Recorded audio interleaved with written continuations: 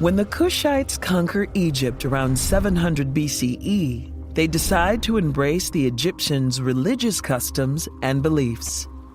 This strategy is best seen at Karnak, a vast temple complex where pharaohs dedicated great building projects to Amun, the king of the gods. One of the monuments reveals a new and distinctive level of power for women in Egypt. It depicts two figures protecting a sacred tomb. On either side, the figures are facing outward as a way of protecting it. In Egyptian art, it's very rare for figures to be facing outward and not toward the center. The king is throwing 4 balls, and he's aiming at 4 targets, east, west, north, and south. Opposite the king, a female figure.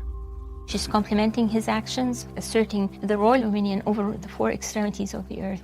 She is drawing an arrow through a double-arched bow, and this is very rare to find a woman actively arching. Very rare. Who is this woman?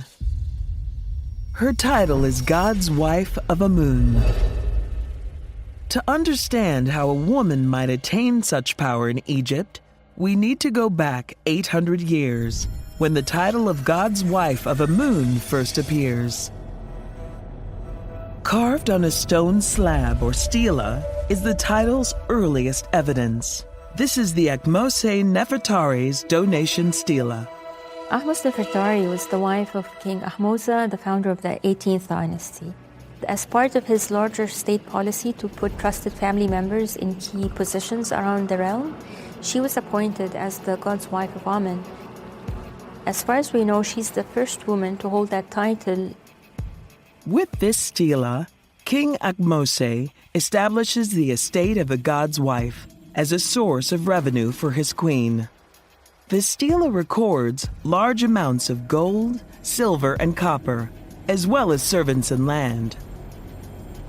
On the donation stela of Ahmose Nefertari, there is a very telling line. It says, "No future king shall ever revoke the estate of the god's wife of Amun." The women who held that title remained financially independent. And it seems plausible to suggest that it's because of that initial endowment. In the 25th dynasty, the god's wife of Amun was much more important than in previous times. The god's wife of Amun was the female substitute of the king. The god's wife of Amun was as important as a medieval pope in terms of the temporal and religious power that she held.